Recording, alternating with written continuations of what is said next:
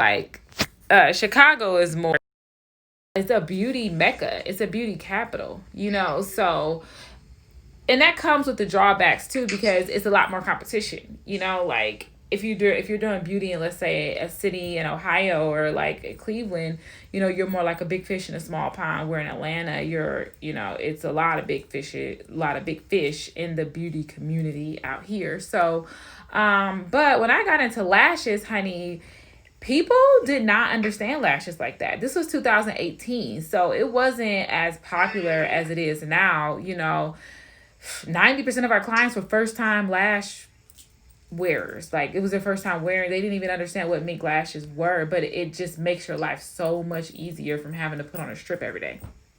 Right. Yeah. So, like, tell me a little bit about, like, how being in Atlanta, yes, it's a beauty mecca. We got girls doing lashes, makeup. Right. We got girls doing esthetician stuff, like everything. Is it still lucrative to be a beauty professional in Atlanta? Yeah, it's definitely lucrative to be a beauty professional in Atlanta. I mean, you have microblading artists that are making, upwards of $800, $1,000 in a day doing brows, doing microblading services. So you do that 4 days a week, you make $4,000. You do every 2 weeks, you're making $8,000. In a month, you're making $16K. In 10 months, you're making $160,000. You have beauty professionals that are making salaries that doctors are making, right? So I think a lot of times people underestimate the beauty industry. And so when I started off in this, being an attorney and having gone to law school, and most of my friends are attorneys, it was a very hard sell to the community of like, how are you leaving a law firm and how are you leaving this lifestyle to be in the beauty space? But the beauty space is very lucrative. And I continue to try to explain that to folks. The margins are crazy in beauty. And the impact of beauty is how you make someone feel, right? Like, we've had women get up and like cry seeing themselves with lashes on and just feeling better, especially when you talk about like older women. You age, right? Like, we just have to face it. You age, right? And so it makes a difference for how people feel about themselves. And when you can make a person feel better about themselves, that translates into dollars, and you're adding value. I feel like we worry about a niche being oversaturated, but I feel like once you decide it, you're going to be booked up. Oh, you know what? Yes, let's talk about that. Can I just answer the question? Yeah. So let's talk about like a niche being oversaturated, right? When I started Lash Life in Buckhead, our first store, there was another lash bar like literally walking distance from us, right? And I was just like, but I really wanted this specific location because we're minutes from Lenox Mall. Like, I knew this was the spot, right? And so I could have been discouraged and been like, oh, I'm not going to open my store because this other beauty bar is like right around the corner. Point number one, how many nail salons are there? Like, you could drive in your car for 10 minutes and pass 65 nail salons, right? It doesn't discourage them from opening business. Because what we have to understand is there are a lot of people in the world, right? And then number two, and this is not a disparaging comment about this person, but the person that owned that salon, that lash boutique, when I opened, she ended up closing.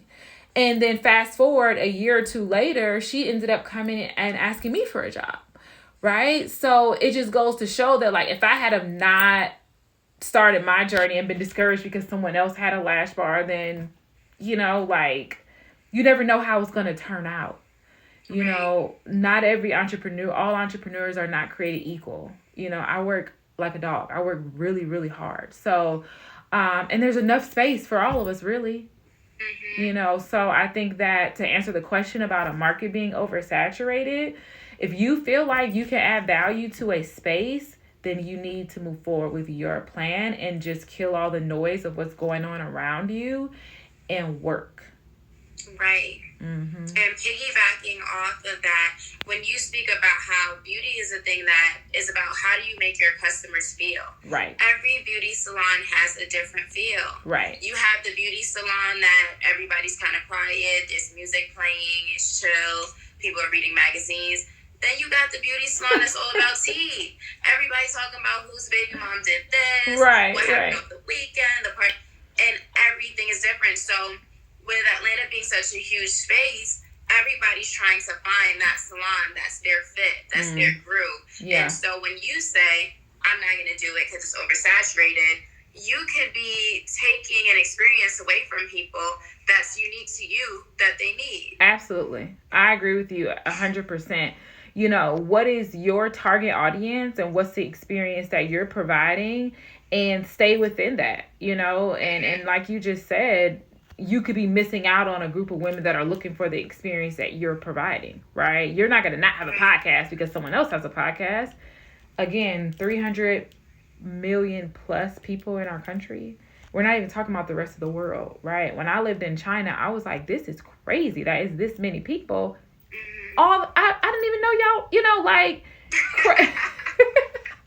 I didn't even know y'all were this deep. Like, what's going on over here? Like, it was just crazy. And I was like, it is a lot of people in this world. You know what I'm saying?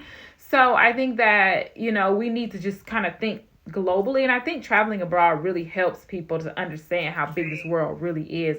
And the internet is www, the World Wide Web, meaning it is global. You can reach people all over the world. So do what it is that you do and add value, and you're going to see some success, and work hard. I cannot get around that enough, like the working hard part of it. Right. Yeah. Because a lot of us miss that, but that is another show. It's another show. That's a whole nother topic. Your work ethic. Right. Yeah, absolutely. And so tell me a little bit about when I walk into Lash Life Atlanta, like, what is that experience like? Lash Life Atlanta, professional. We treat our clients like they're part of a community. And I think that's what's important. When our clients come in, we have clients, it's almost 2021, and we have people that have been coming to us since 2018. Babies being born, people getting new jobs, graduating. And, like, when clients come in, we're like, we ask them, how was your wedding? How's the baby? Show me a picture of him. It's just that, like, sense of belonging. Our clients feel like I'm part of the community here and I'm not just a number. And we keep records on all of our clients and detailed experience about each visit. So it's a very customized experience. And I think that makes a difference. Yeah. I love that personal connection, because as you grow with people, now they're having a wedding, for example, they're like, I want you to cover that whole party. Yeah. Or anything like that. So that's so. And you can't be afraid to talk to people. If you want to be an entrepreneur and a business owner and talking to people scares you to death, like, I don't know. It's like you either got to get some coaching and get that together, or you can't be the front person. You will, like you just said, hire someone to be the front for you, because it's all about talking to people. It's all about making a connection. That's business. You cannot make a transaction happen without making a connection with somebody. Right. And even if you realize too, bosses, like, even if maybe you do like talking to people, but maybe you don't know how to talk to people. Yeah. And if you know that you don't know how to talk to people, that is something that someone has either told you or your reactions have caused you to lose customers. Please, please, please hire someone. And there's so many assistants out here, virtual assistants.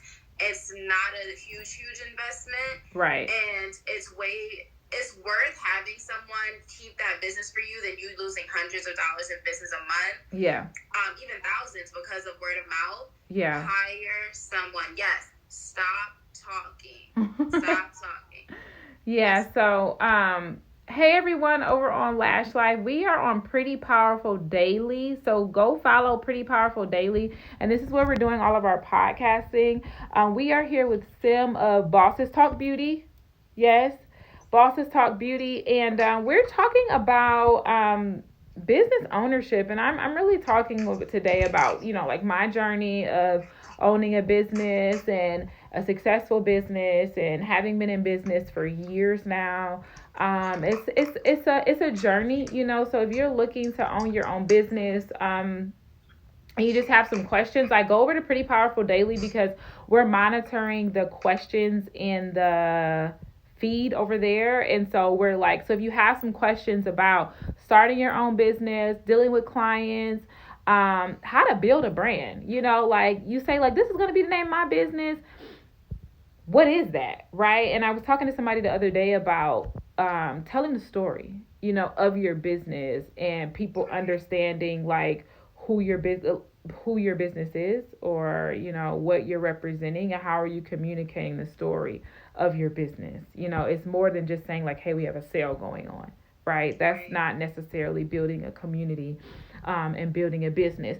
And also, see, I don't even, Sam, you don't even just want to get me to going, honey, because I just Girl, talk. It's called Bosses Talk Beauty. Right, because I'll just be on here talking, because this is what I love. Like, I love starting businesses. I love solving problems. I love working with other women that want to start a business, because I bumped my head a lot, because I didn't have anybody to really like talk to and ask questions. So I like to be that sounding board for women, so you don't have to lose money, so you don't have to lose time. I don't mind giving those gems to help out. So yeah. So follow Pretty Powerful Daily. We're over here looking at the comments if y'all have questions about business ownership, and starting your own business. Okay. And so, and that is important, though. I'm happy you brought that up, because lack of these conversations will cause you to lose money.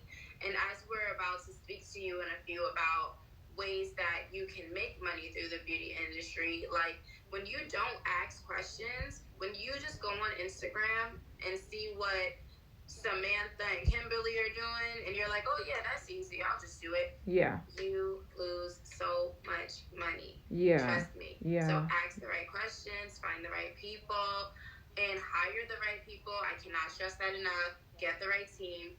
If you are not good at branding, stop putting up those janky reposts. Hire a social media manager to make sure that you look good and correct out here. Yeah, for sure. So I want to ask you, before you could do your lashes, right? Because before lashes became a thing, what was your experience like with your lashes? So are you asking about my personal lashes? Mm-hmm. Like, what was I doing with my lashes? Yeah, prior. Yeah, so I got into the lash business because I was trying every serum, everything, like, put this on your lashes and they're gonna grow. And I was like, okay, girl, and put on mascara every day and they're gonna grow. And I was like, okay, I'll try that too. And it just was not working. It was not working. And I was like, something isn't right. Like, these hacks are not coming together. I don't know if it's y'all or me, but it's not working. So then I found out about lash extensions, and so the journey begins. At that point, I was primarily focused on my first business, which is Strong Academy. And so I built the second business on the back of that business. But so that's how I got into it. And then I went and got my lashes done by a young lady that had a salon suite at the time.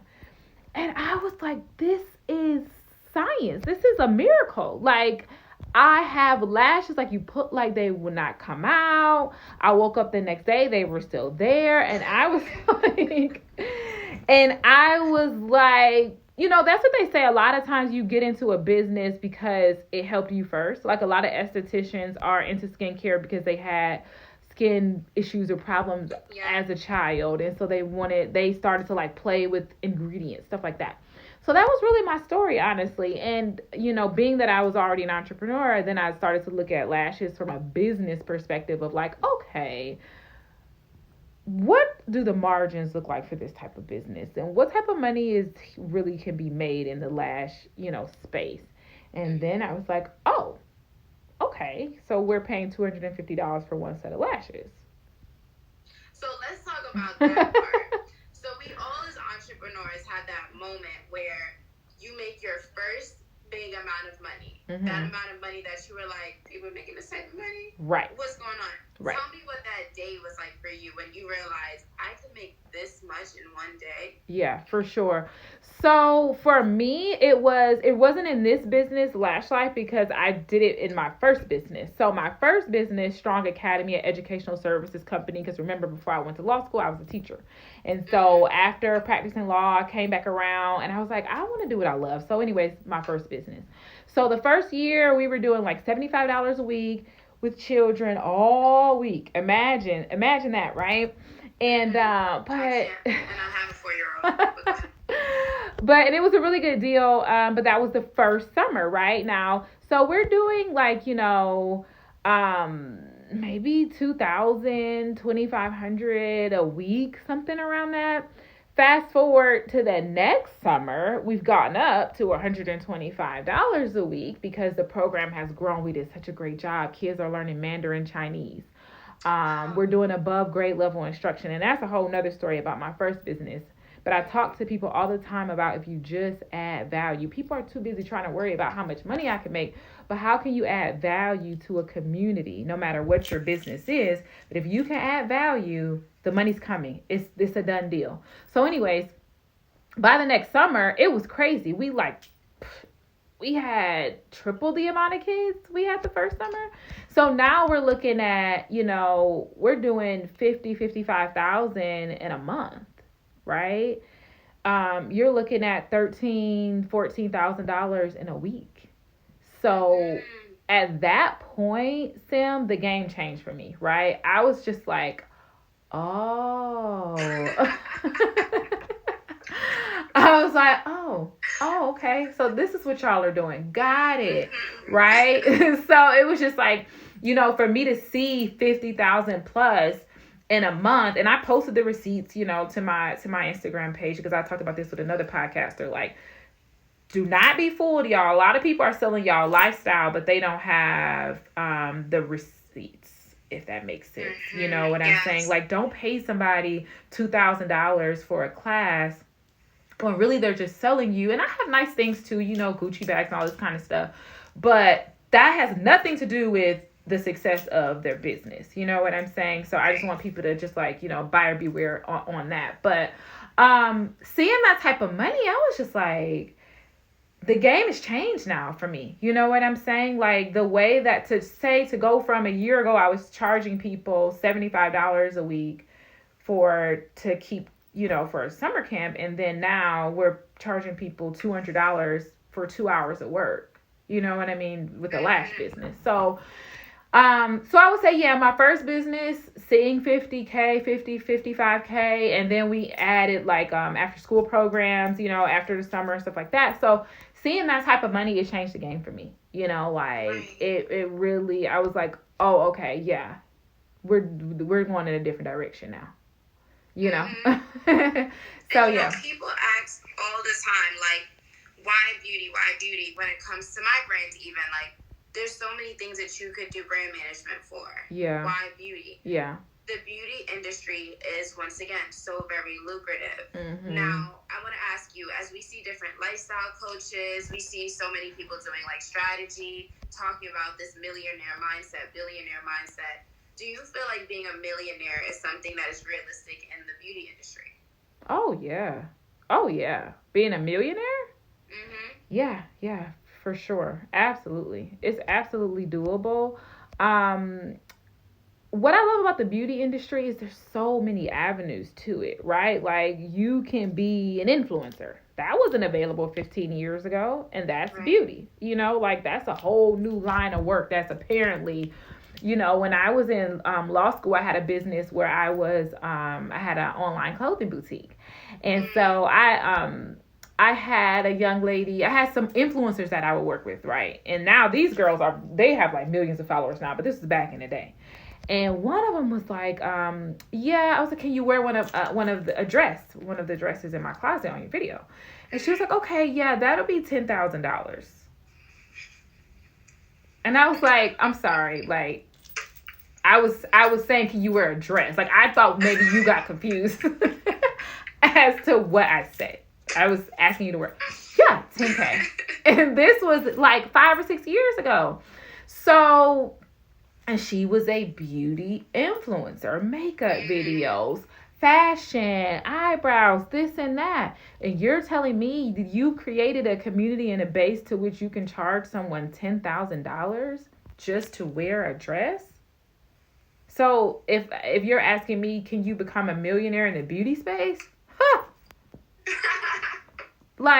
Easy. And I say easy as in doable, but not easy as in you're gonna have to work. You are going to have to work. But is it attainable? Absolutely. Absolutely. So I do want to touch on that a little because we've talked about it a couple times when it comes to work ethic. Yeah. Tell me a little bit about what does your day as an entrepreneur even look like when it comes to hard work? What's the difference between people who think that they're working hard and people that are actually really putting in a different type of work? Yeah, that's a good question. I think that being an entrepreneur takes a different level of discipline because there's no one making you, and that is hard.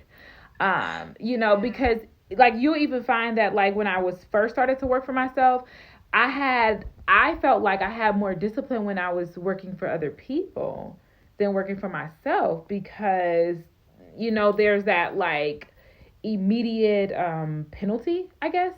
Like when you work for a job, it's like, oh, you're gonna be in trouble if you come late, or you're gonna be whatever's gonna happen to you. But it's like when you don't work hard and you work for yourself, you may not see it immediately, but in 6 months, the fact that you haven't been working is gonna show up. And so, you know what I mean? So it catches up with you. And I think as entrepreneurs, the best time that I'm able to like really like lock in and get work done is like 5 a.m. till 8 or like an 11 p.m. till 2 a.m. When everywhere else is closed, people are asleep, my phone's not ringing, I don't have, da da da da. Then I'm like, okay, now I can lock in and do some things that can move the ball forward for the whole company. Yeah. And I think it's funny you say that.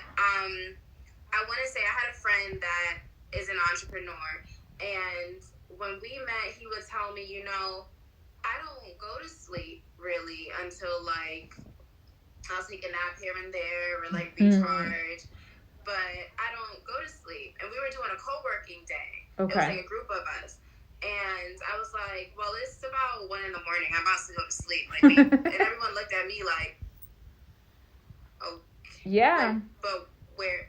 And I was like, well, what time do y'all stay up till? Yeah. Sometimes 5, sometimes 6. And I'm like, what? Yeah. No, I can't. And then being around them constantly and finally one day pushing myself, I can't remember a day where I haven't seen 3 a.m. Yeah. Where I haven't seen 4 a.m. Wow. And when you push past that, the type of work that you get and the energy, yeah. I don't know what it is about those hours. Yeah. Like, once you're up, like from 1 till 3, so maybe sometimes 4, it's like, woo, where did the time go? Because you lock in.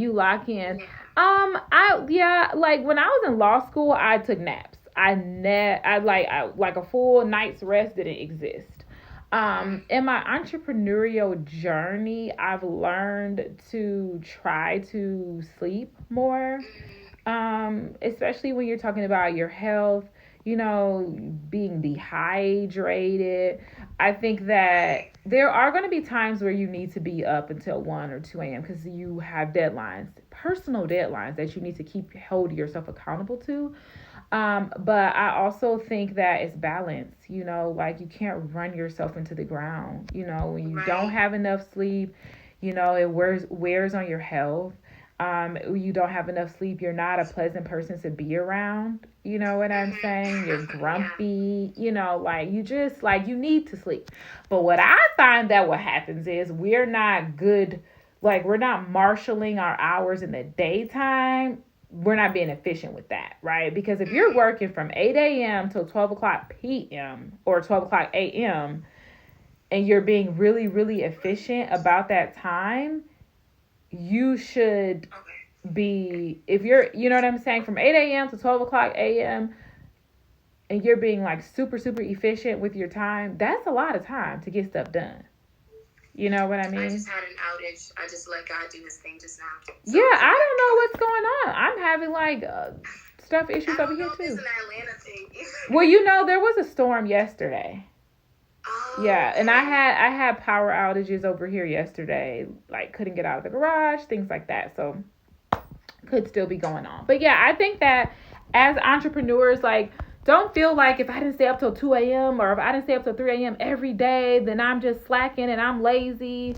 you need to get your rest. You need to get your rest. Right. You know what I'm saying? But at the same time, and be very diligent about the hours in the daytime that you're using, right? It's like, if you really sit down and say from 8 till 10, I'm going to do this. From 10 to 12, I'm going to do this. From 12 till 2, I'm going to do this. From 2 to 4, from 4 to 6, you will realize, like, oh, there's a lot of hours in just a regular day, and am I being efficient with that? Right. And that's what comes down to the discipline, too. Yeah. Because I think sometimes entrepreneurs don't understand that you have to schedule each day. Not every day is an email day. Mm-hmm. Not every day is a content day. Not every day is a client day. So when you're giving yourself different days and you're calling yourself a boss, you're in charge of also giving yourself a day off. Yes. Like, you are entitled to that. Yeah. And so in giving yourself that, like, even when I'm telling you guys, me personally, the way that I work, I like to stay up until 4 or 5 in the morning, especially because I have a son. And so for me, it works a lot easier when I'm working when he's sleeping. But that doesn't mean that I would ever encourage anyone to just work all through and then not get any sleep.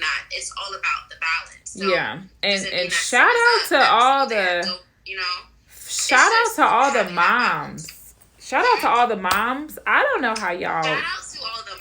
So that's a question for you. Like, what is your advice to a mom? Because, like, that's a testimony or a story that I don't have, and so I have a lot of respect for women that, like, work a job, have kids, and are pursuing their dreams. Like, you guys are superheroes. Like, so what's your advice to women that, have kids, want to start a business? Like, what is that journey, about? My advice is that you need to get internally strong with yourself first and have a very strong sense of self-awareness. Yeah. Because in your journey as being a mom and deciding to start a business, those two things kind of contradict each other. Because society tells you that being a mom means that momhood comes first and everything else comes second. Yeah. Being a successful business owner tells you that business, you have to live, eat, sleep, and breathe that business. Right. So how do you do both things? Right. You have to really lock in and have a support system. And if you don't have a support system, figure out ways to put yourself in a position where you are not dependent on others financially, emotionally. Like, you gotta lock in a different type of strength. Because what's gonna happen is you're about to live a very unorthodox life. You're about to really, piss a lot of people off. And you're also going to be in positions where you got to find the time to make sure you're spending time with your kids and that they are experiencing you as a mom, but you're still able to be an efficient business owner. When I first started my business, I can't tell you how many nights I cried because I thought I was a bad mom all the time. I hear about that a lot, like moms just feeling like a guilt. Yes. But I never hear dads saying that. No, because it's not. I literally... Men are like, yep. My child's father, he's very, down to earth. He goes to his job. He does his thing. He comes home. He's good. I was running a business and working a 9 to 5 and working a side hustle. Yeah. And I remember it being like, my mom, his mom being super on me, like, you're not spending enough time with your kid, blah, blah, blah. And I'm like, so he has a dad, and I'm doing my best.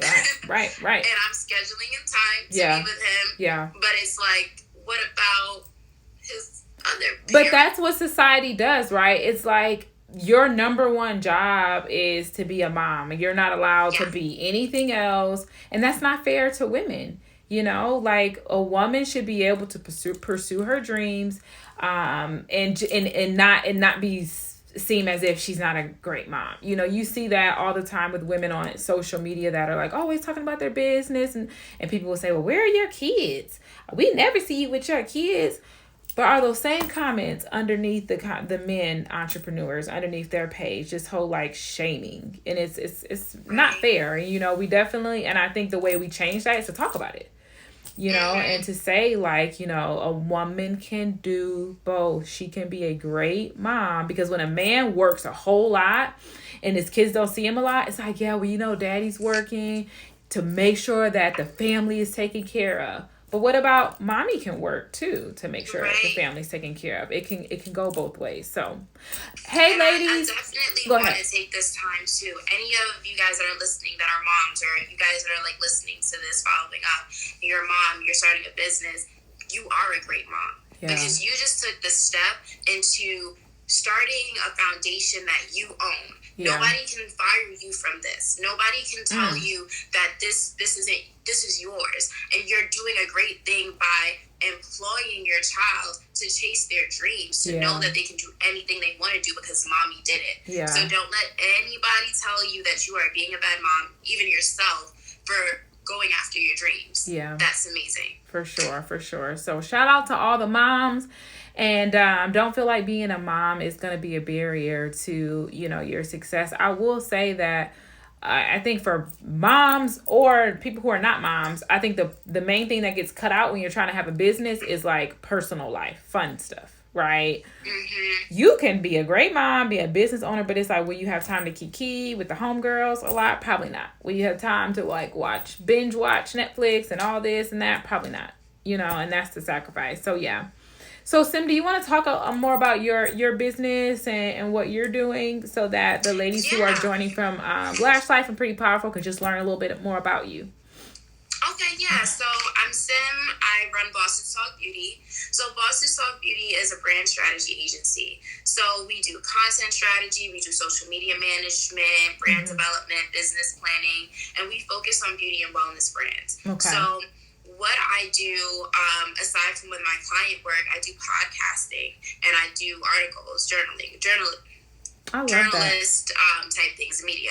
Yeah. The reason why Bosses Talk Beauty is super important to me is because I think growing up, there's a beauty standard that was expressed to us that had this very singular view. Beauty looks like this one thing. And the only way to change that narrative is by getting women in the beauty industry that have a different voice to say, no, this is beautiful. And this is beautiful. Absolutely. And that is beautiful. Absolutely. And so it's important for me to help people that look like me and even people that don't look like me to express their own beauty narratives through their brands, but also get on my podcast and have conversations with the women that are doing it and write about the women that are doing it so that I love that everyone everywhere is able to hear like this is also a thing that's happening. Yeah. So the last thing I want is to have little girls like myself, like people, one of my biggest compliments all the time is, oh my God, Sim, you're so pretty. Oh my God, Sim, I love how you do this. And girl, I can tell you it wasn't until maybe my second, third year of college.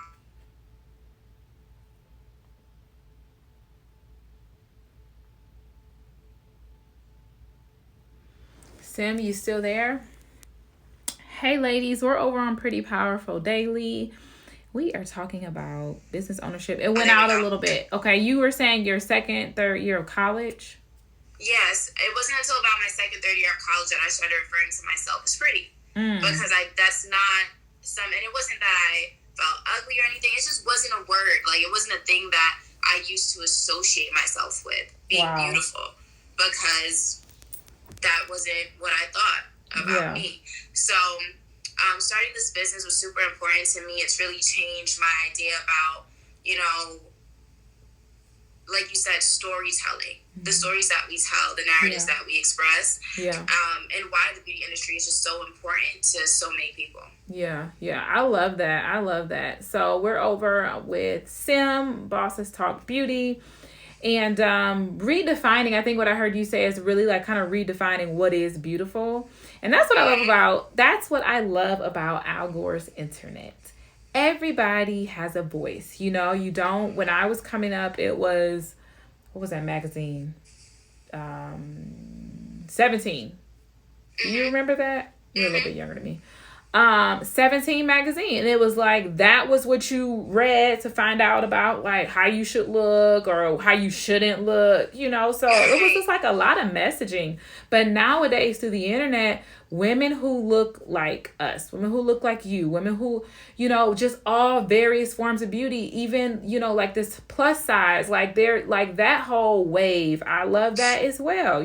17 magazine did not embrace the plus size movement, you know? So that's why I love the internet, because with these phones, everybody can have a voice. Everybody can say what's beautiful.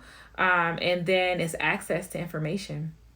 You know, once you have access to that information and you learn something, you can't unlearn it. Nobody can take it from you. And I love that, because, you know, at the roots, I was a teacher, you know, and I love knowledge. I think that that is the cornerstone of everything. Like, educate yourself, obtain more knowledge, be more knowledgeable than the next person. And, you know, and that's how you add value and improve yourself. Hey everybody, we're getting ready to, we're on Pretty Powerful Daily. If you have some questions about entrepreneurship, any advice on business literacy, if you don't have the funds to outsource. What do you mean by business literacy? Like, just understanding how business works? I think, let me see. Any advice Queen Javor. We're taking questions, y'all. Want to start your own business? Have your own business already? You need customers? So actually, just as Faith was saying, like, you have a phone. So one thing, for example, I was speaking to my business partner about. She's a digital marketer, and I'm a brand strategist, and those things are a little different. And I wanted more information about digital marketing, SEO, all of that type of stuff. And one thing that you can do that's free, go on Google, type in, you can look up a business marketing syllabus. Syllabi are available as public information online. You can look up the different syllabi that exist from different schools, even schools that you've been thinking about going to, and look up the programs. Look up what they're studying, because they'll break it down for you.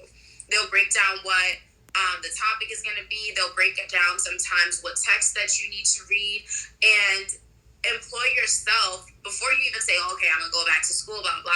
Employ yourself to figure out, like, okay, I'm gonna go and actually do this paper, go and look up different papers that have been done. Like, schedule 2-3 days out of the week that you do that you study and you research.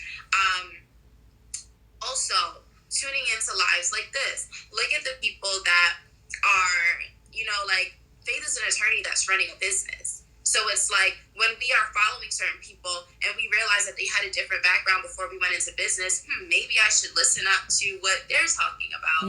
Or even DM them and ask them about their advice. Like, try and spark conversations with people. That's a way that you can do that.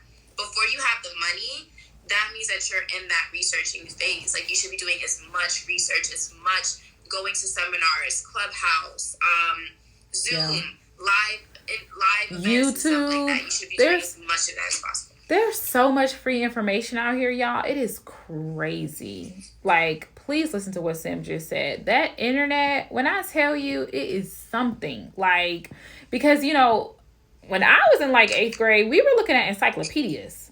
You know, like, I don't mean to date myself, but I'm just saying, you know, the fact that you could go on the internet and just say, like, how do I stop my faucet from leaking? How do I fix my Keurig? Like, it's on the internet, like, literally, y'all. So please, please, please don't let that go over your head as it relates to that internet thing. You know, it seems so like it's not profound what we're saying, but it is. You know what I mean? Like, it's like obvious, but it's not, because, you know, it's just like how to use it. And I think what Sim said about looking up a syllabus, you know, maybe you didn't think about that, right? Like, that's a different angle that you maybe didn't think about. Like, oh, I know to Google stuff, but I don't know what to Google. So I think that was really helpful what Sim said about, you know, if you're needing more advice on like how to do the marketing for your business, look up a business marketing syllabus and look at what the schools are doing. There's a lot of like free online academies and stuff, you know. Yeah. Harvard is doing one right now too. Well, they were doing it right when the pandemic started. They were doing free courses. I know they were doing like computer science ones, but a lot of schools will like offer some of their courses free online. Yes. Thank you. When it comes to taxation, the language is confusing. Yeah, hire an accountant and a tax attorney. Yeah. Once you, I mean, when you start making a certain amount of money, you need, but as a sole proprietor, you're not making the type of money where you probably need an accountant. But once you start seeing, certain numbers, you definitely want to hire an accountant, tax attorneys, things like that, because the tax code is intense. That's not something that you kind of want to like play around with. Right. Yeah. So definitely do that. Alrighty, Sim. So, is it time for me to talk about the scholarship, or what do we have next? Yes. So okay. That's what we want to get into right now. We want to talk about your scholarship. I'm very over Atlanta and its games today. But look, we're working through it. The point is, we want to speak about the scholarship because, ladies, we just spoke about, the beauty scene in Atlanta is different. There's so much opportunity for you here. So being offered a scholarship of any form to get your foot in the door of the beauty industry out here is a very big deal. We just spoke about some really huge numbers. So Faith, I want you to get into detail and tell us about what the scholarship entails, and also what type of woman is going to, or what type of boss period is going to be the perfect fit for this type of opportunity. Awesome. Yeah. So the Hudson Academy of Aesthetics, we are a state approved aesthetics licensing program. So women are able to come to our school and earn their esthetician's license, right? The program is 1,000 hours.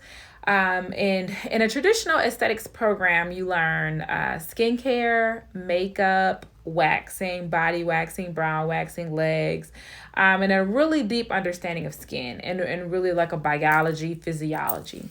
But at the Hudson Academy, we've taken it a step further, and our curriculum includes 125 hours of lash extensions training, 100 hours of microblading training. We teach beauty entrepreneurship. I'm teaching a class this Saturday with our students on how to raise $30,000 in capital to get your business going. And so what I love about our school is we are the only school that teaches lashing, microblading, beauty entrepreneurship, and also body contouring is something else that we teach. So body contour is big now, with liposuction being like a very normal kind of thing these days. A lot of the lymphatic drainage that happens after a procedure, you go to a body contour. If you all have seen like suction cups and wraps, that's all body contouring. Okay. It's like non-invasive, lipoplastic surgery. And so, the Hudson Academy, like I said before, microblading artists alone are making $800 a day. Lash artists are making $600 to $800 a day. If you have 3 full sets at $200 each, that's easily $600, right? And don't fool around and know how to do facials. And don't, so it's just like, as an esthetician, it can be extremely lucrative for you. And so at the Hudson, we believe that our students, unlike the other schools where they're graduating and then they have to go find a lash class, they graduate and then they have to go find a microblading class. You finish paying the school $17,000 and now you got to go pay another $3,000 for a microblading class. Well, our students at the Hudson Academy of Aesthetics, they have it all in one-stop shop. Okay. At the Hudson Academy, you're learning facials, advanced facials, meaning microdermabrasion. You're learning all the machines, the galvanic, high frequency. You're learning how to do CBD facials, gold facials, hydrogelly facials. We are teaching our students how to use a hyaluronic pen. Everybody wants to have the very plump lips that are native to women of color, but that's for another podcast. A hyaluronic pen is basically non-invasive Botox. So it's a needleless form of Botox where you're able to have your lips plumped through hyaluronic acid that's put into your lips as opposed to Botox, right? So, hi ladies. So we're teaching that at the Hudson. You don't have to leave and go somewhere else and learn that. So we're teaching all these advanced aesthetics techniques, okay? And so the program takes you anywhere from 6 to 9 months to finish. We're located in Marietta. We are a small school because we want our students to learn. Over the years, I've interviewed so many estheticians, and I'm shocked that they've graduated from school and they're hesitant about doing a facial. They're hesitant about doing brows. And you know why? Because in their school, they have 30 people in the class and one teacher, you know, and I'm not going to say the names of the schools that are doing this, but it's happening. And so at the Hudson Academy, our class sizes are no more than 8 students. And so you have a lot of one-on-one time with your teachers. As a Hudson Academy student, you're going to graduate knowing how to lash, how to microblade, how to do facials. I'm doing an Instagram live soon with the esthetician who does facials on Jackie Aina. You know who Jackie Aina is, Tim? Yeah. So, you know, there are women that are charging $300 for a facial. You know, and she has her own line. So again, the aesthetics in the beauty space is extremely lucrative. And so that's the vision and the goal for our students. You know, we want them to have their own brand. We want them to have their own brand of skincare. We want them to be doing $300 facials. You know, we want them to be premier in this space. And so that's what the Hudson Academy is all about. And I'm teaching beauty entrepreneurship, meaning if you are coming into the beauty space because you want to be an entrepreneur, you want to be a mogul, you want to be a boss babe, you want to be all of that, you know, how, right? It's one thing to know how to do a facial, but it's another thing to understand marketing and margins and how to scale and grow, how to build clients, how to keep clients. So I'm teaching our students all of that. So, you know, it is just like, I've had students say, I wish I had found out about this place sooner. You know, people that went to others. It's just like, once we get done telling them all about it, they're like, why didn't I know about this before I went to so-and-so school? Because girls, if y'all are not sold by now, first of all, Faith already got a couple $100s from me because these lashes are everything. Thank so that's you. One. But if y'all are not sold on all of these things that you are getting, like, and when I say sold, because she hasn't told you the price or anything of what these courses are, we haven't talked about the scholarship, but you should already be sold on, look at how much you can get. You are in a class of 8 students. Only 8 students with one instructor. Do you know how much one-on-one time that is? Like, to be like, hold on, like, can you show me how to do that? Right. And if you're between the ages, thank you, Sim. I appreciate it. It's just like, you can't, like, when people do their research, they find out like, oh, this is really a good deal. The Westbury Scholarship. Okay, so if you are between the ages of 18 and 22 or 17 to 22, you can apply for the Westbury Scholarship, which takes care of 70% of your tuition.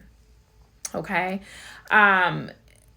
Not if you're 25 and up. You know, it stops at 22. And that's for our January day program. So we're giving out scholarships to cover 60 to 70% of your tuition to go to school at the Hudson. But that's for January day program enrollment. Okay. Follow at the Hudson Academy for more details. Email info@thehudsonacademy.org. That's info@thehudsonacademy.org for more information on the Hudson Academy. And so I will stop there. Anything else, Sam, we're missing out on? No, we covered a lot of really awesome things. So I hope everybody was paying attention. Good. And you're going to save this after, right? Yep, we're going to save this live, so it'll be available to you all to watch it later or go back in and see the information that we shared, and we'll post it so you all can see the live. But other than that, we appreciate you all so much. I appreciate Sim. I love the thank you. Thank you so much.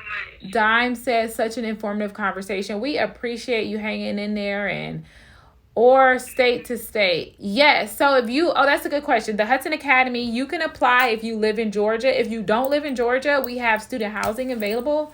So you can still register and enroll from out of state. Yes, we have the Hudson House available housing. Okay. All right, ladies. Well, awesome. I've enjoyed you, Sim. Thanks so much. Follow. Faith will definitely be in touch again soon. Okay. Thanks so much. Bye, everyone. We'll see y'all soon. Bye, everybody. Okay. Bye-bye.